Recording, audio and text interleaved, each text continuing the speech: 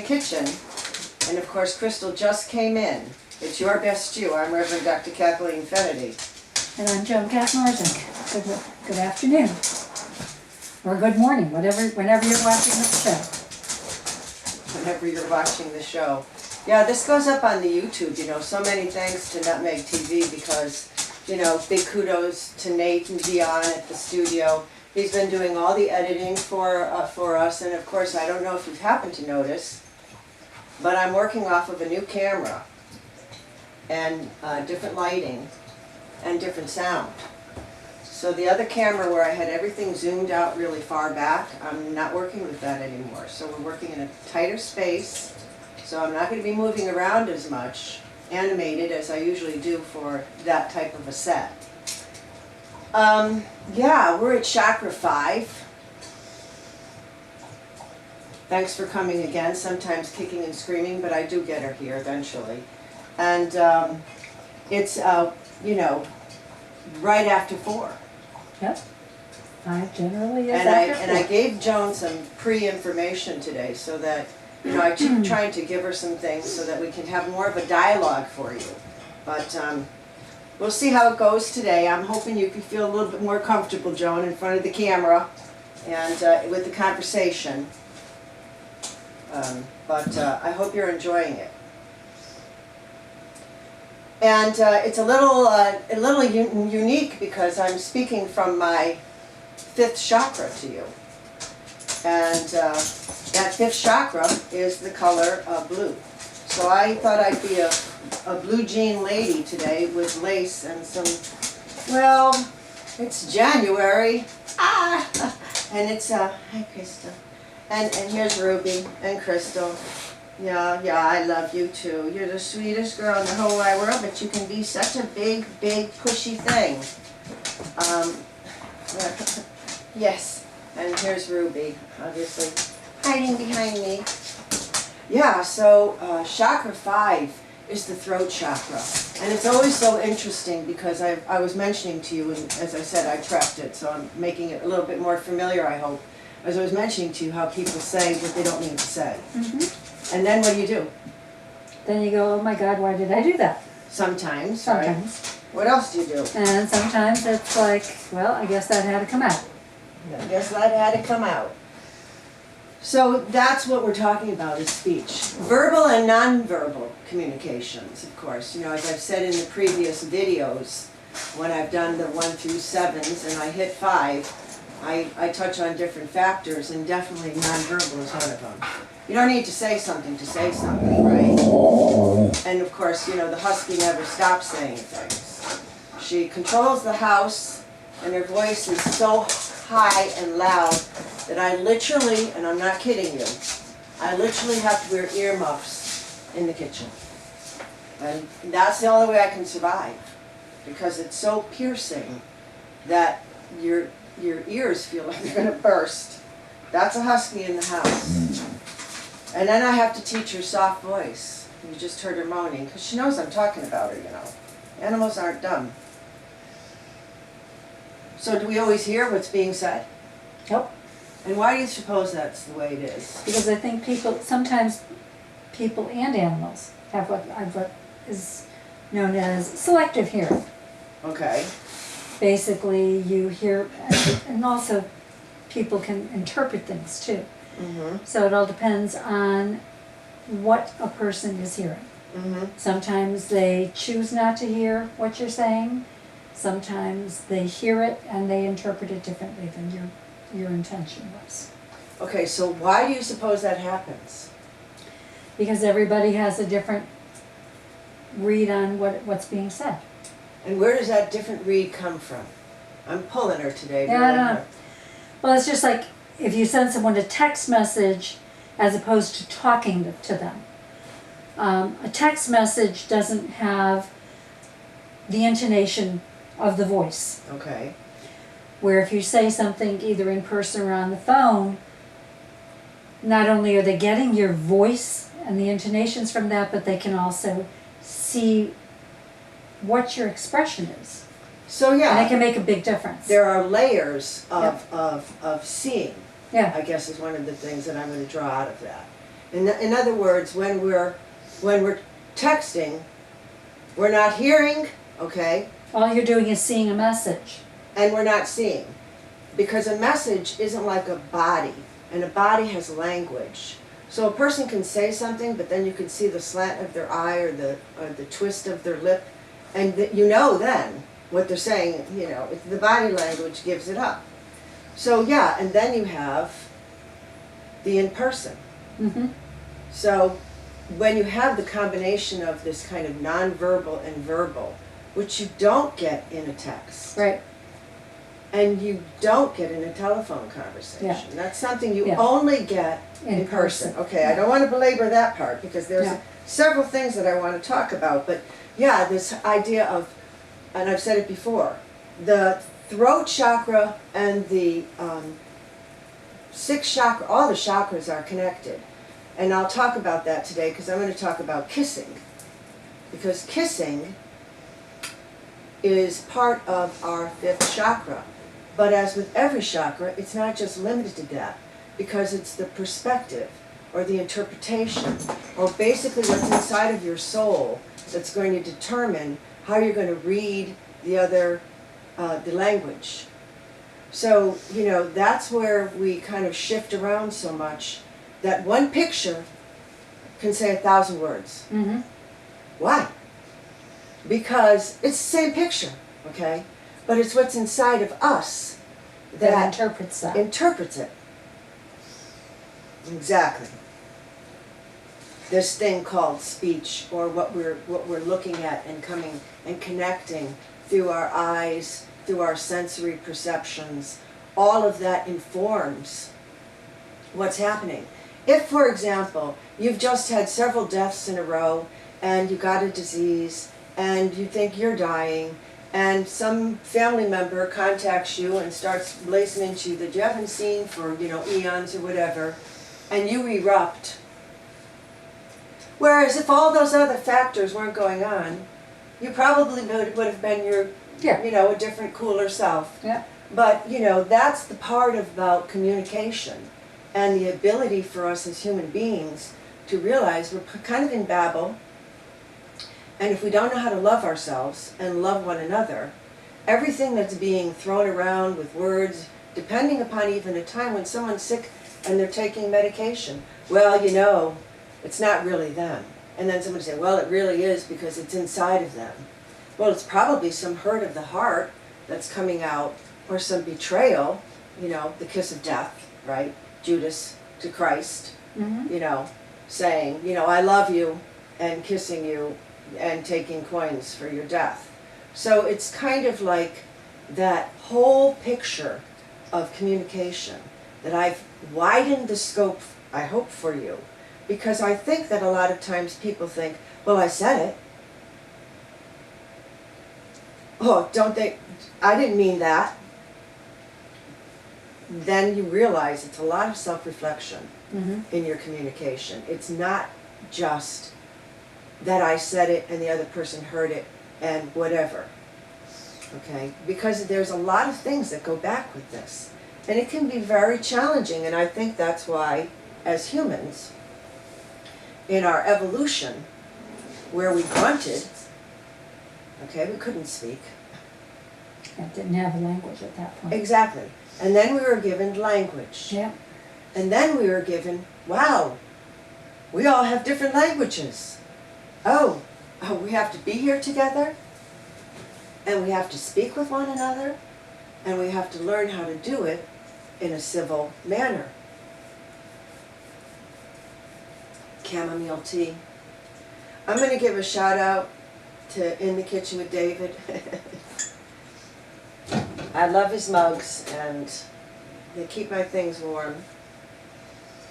He'll never see it, but any of my viewers who like that QVC with, you know, David selling his kitchenwares, it's fun, and he has cookbooks too. Yeah, so this thing that we call speech. And sometimes a person, you say, why do you talk so much? Why can't you just be quiet and sit there and be quiet? And I heard a story, Mandy Patinkin, his wife, you know, they do little YouTube videos. I'll give the source because I thought it was a really good point. And it was her son, I believe, who was videotaping. They do little shows on YouTube. And you should check it out, they're pretty good. They're older, they're an older couple, but they're so And Mandy delightful. Patinkin's been around for a long time. They're a delightful couple. Who doesn't love Mandy Patinkin? Seriously. Fell in love with that guy a long time ago. But, yeah, so the son asked the mother, you know, Mom, you know, she's always kind of, she's much more active than Mandy is. And more dramatic, okay? And he was attracted to her for that reason. Mm-hmm. Even because she had, they told a story once, and that's communication about how he got going to go on a date with her, and she had invited him over to, you know, her Soho little, you know, bohemian space, and he said he walked in and it was so sensual. There was fabrics and, you know, colors everywhere, and he goes, that moment I knew I was going to marry this woman. And I thought, isn't that amazing? Because love does happen at first sight. I know it happened to me. And who would have thought I would have gotten Cupid's arrow? Yeah. Really? Yeah. Me. Huh. It's almost a joke. But yeah, so the son asked the mom, you know, why are you always got to talk? And she said, because of the big quiet. Okay. You know? And I thought, I know exactly what she's talking about. Death has the final word, see? No more talking then. Sure. That's the big quiet, you know. So I thought, well, she's an interesting woman.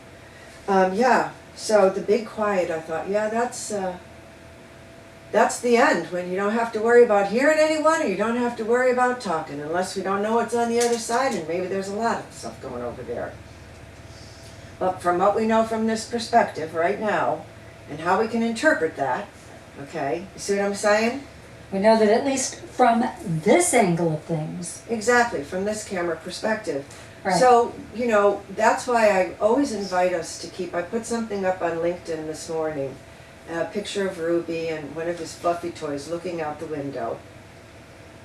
And I talked about, you know, always, it's wise to keep the largest perspective. And, you know, that's part of growing, is to be able to have the ability to widen the perspective. Narrow perspectives, you know, they're good when you're looking at a specific detail. But when you want to see the greater picture, you don't want to lose the forest for the tree, is the old saying. Say no more, right? I have nothing more to say, okay?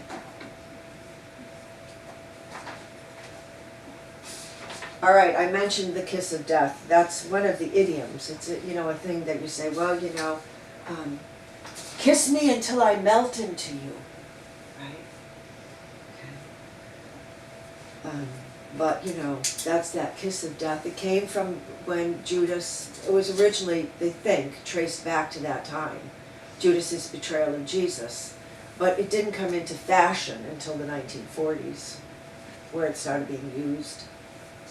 So even though it was a biblical origin, you know, in terms of people's ability to pick it up and create it as an idiom, that didn't happen until 1940. And it's traced back to that particular time. But I think probably since the beginning of time, humankind has betrayed humankind. I don't think that's just that one person. I got news for everybody. Betrayal goes on all the time. All the time. So here's the question. Do you think right now that with the recent World Economic, you know, Forum that just happened with the Davos Convention, you know, where they want to, like, what we call recalibrate the freedom of speech. So I thought, isn't it interesting, because I'm always listening to things, as you know, and informing myself. It creates a wide perspective from my mind. And so I was thinking, you know, see, even the forefathers knew how important speech was, and the ability for us to be able to communicate and cross-communicate within restrictions. So I looked up, well, what are the constitutional kind of restrictions? And these were the restrictions. Obscenity, fighting words, and libel, slander, defamation, saying something that isn't a truth, Right. right? But you know, the fighting words kind of like, I'm going to come and, I don't know, whatever, exactly. kill you, Fill in that- kill your children, I don't know what it is, but I Threatening thought, type stuff. obscenity, we always do that, aren't people obscene? Don't they use obscenity? We All keep the time. changing the definition of what's obscene. Right, exactly. You see? So Exactly. now, Because there were words that years ago, even in the 60s or 70s, you couldn't say on TV or whatever, because they'd get bleeped out. And- Exactly. And now, hey, you know what else was bleeped out recently? what's that? It began with a C, and it wasn't cancer. Ah, and the second letter was an O. Yeah, yeah. So we've been getting, you know, restricted in different ways where the institution of that which came with big technology. Because I think what happened was we were already kind of cross-communication things going on as we evolved. We learned how to speak, we learned how to translate, but then we got this piece of equipment, you know? This small thing that we can carry with us everywhere we go. We can talk to people we don't even know, who may even be bots, you don't know what they mean. Half the time, it's so wild out there in that world right now. You don't know who you're talking with, not really. And identities are being stolen, and you know, you don't know how they're being used, not really. But once that came into place, and I think I noticed it the most when COVID hit, was that suddenly the masses, or you've got the lords up here, and then you've got the common folk here, right? We had a portal, a legitimate portal through which we could communicate. Yeah. And things started getting shut down. Accounts get shut down. You can't talk about this, you can't talk about that. So we have learned as we've been evolving how to control speech. We had the Tower of Babel, what happened to that? Came down. Exactly. So I mean, this kind of thing where we're like, we don't want all the people getting together and speaking their thoughts to one another because it's too dangerous. And then you have to wonder, well, what are the thoughts that are being restricted? And I saw on LinkedIn one of the people in my community, he's a medical cannabis doctor, a pretty big guy and pretty well known, but he said he was tweeting something about something on Twitter and they shadow banned him. You know, so there's a lot that's going on that as we evolve, and they don't want too much information to be disseminated to the individuals because, like you said, okay, what you said to me before the show began, that's exactly what they think. You can't handle the information, and when you're giving them information, you misuse it and you abuse it, and that's what happens. So, you know, it's this development of the organism, of our capacity to gather data and then process it and then release it. And those who have the control over how that data is processed and released control the universe. Because you could think it's ketchup, but I could convince you that it's not ketchup, and next thing you know, it's not ketchup. And you can apply that and fill that in, and any blank you want to fill in, you could probably sit there right now and go, wow. So yeah, this kind of feeling of betrayal from our own system, especially through this COVID time. And you know, the way that the story kept changing, Yeah. and they kept saying it's following the science. Ha! You know, there's another story, and I have a bridge. Yeah. Joan has a boat, and I have a private jet. Right. So, you know, there you go. But it can become frustrating. And I've said before, the only thing that we can control is what we can control. And through this evolution of our humankind, every generation that's come before us has had different burdens to bear. Yep. And ours, I think, is the technological advancement that we've got. You know, other times women were trying to do healing work and were burned as witches. Yeah. Every generation has this kind of particular developmental growth cross to bear, burden to bear, but it's part of, I think it's part of our journey. And I think at your best you, it starts with you, and you do the best that you can with yourself, and then you move on, and we keep teaching one another, and that's what I do this show for. Basically, it's to spread a word so that when I'm dead, if the show is still alive, that you get to see me, and maybe I've given you something to think about. You know, it's all generational. We look at the things from the past times and we relish it, but sometimes we have things right in our now and we miss it because our perspective is so, you know, dependent upon our view. Mm-hmm. And our view is up here. You see with the eyes that you have inside of you.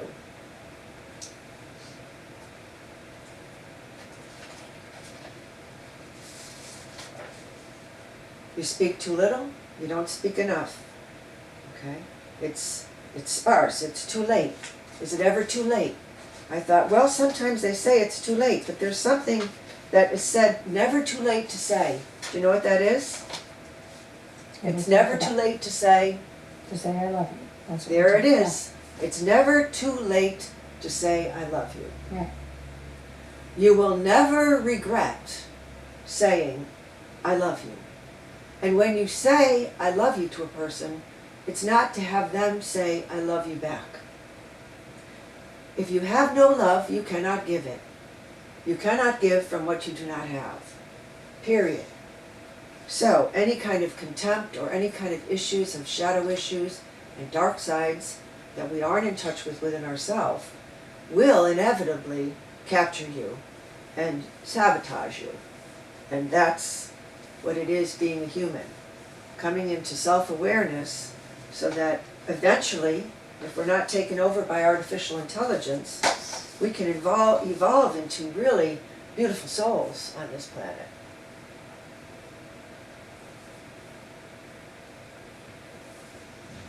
I've got a few minutes late. I wanted to talk, I'm going to talk about this in the next show too, because as I said, the throat and the sixth chakra are very, very linked. But, you know, so remember to say I love you. You know, say it even if you think, oh, that person's going to be alive forever.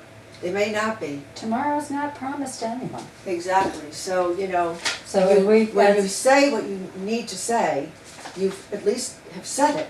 Yeah. Because the only time that it's too late to say I love you is once that person's gone. Well, you can talk to them from the grave. Of course you can. And there's no, I believe that they can hear all that because a lot of things are done post-mortem as we grow as humans.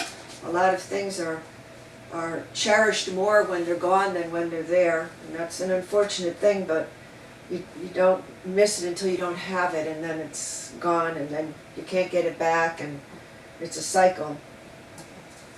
But the kissing, you know, depends on what chakra it's coming from. I'm going to end on that because I think the kissing is a fun thing to end on. And we'll talk more about things like breadcrumbing and ghosting and gaslighting in the next show. But kissing, I wrote down a few little things. I always talk about proper etiquette, but all of us break etiquette all the time. It doesn't mean That's if true. it's just verbal, you know, it's not, and who's etiquette, and so kissing depends upon where the kiss is placed. You know, you could get kissing on the toes, and you can get kissing on the crown.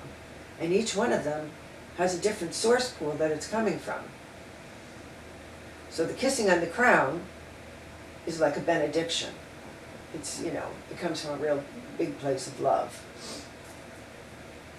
But then you've got, you know, kind of like these second chakra shadow kisses that are purely sexual. They have no heart, no intimacy. It's all heat and hurry. Okay, so the one who receives that ends up getting kind of shadow kissed, it's called. and it leaves what they call hungry ghosts of want. Because in the kiss, what's missed is the soul connection and the melting into one another, okay? So the one who's getting that is left with kind of a sense of emptiness, which therefore creates want, you know. You could see it must be going on a lot because people eat a lot of food and they call it emotional eating. Yeah. Yeah, so that's part of that, you know, throat chakra. But a kiss from the soul really flows until you feel like you're united with the other person. There's nothing like it because you know it's your soulmate. You can tell. Or the kiss can come from the heart, okay? But every kiss comes from a different location. Like the kiss on the toes is from chakra 2 because it's designed to send vibrations up the body and get the body sexually, passionately excited. That's what it's for. So I didn't know if everyone knew that, so I thought I'd talk about, you know, Didn't know about that. even a kiss, which is Yeah. a nonverbal form of communication. You know, one picture says 1,000 words. Yeah. The kiss, again, depends upon your perspective, which Mhm. means your view, which means where it's being placed, and what And chakra it's and what the activating, energy is and from where it's behind it. coming from. Because everything is energy, and it has an intention behind it, and that opens the floodgates of what is coming out of that. All right, I hope I didn't give everybody too much, but you know, it's the show. I'll talk about more next time, but you know, I know we chatted a little bit, Yeah, it'll, because it is linked, so. and I think next time Joan will talk more. But I always surprise her with things, and I think she just sits there and go, wow, that's good. I didn't know that. Didn't She's know an about the toe Aquarius, so kisses. she loves to get a lot of info. Yep. She's, you know, and I give the info. You know, I'm like the feed. Love you guys. See you next time. Okay, care. take care of that chakra 5. You know, blue. I love you. Many kisses. Love and light blessings. Bye.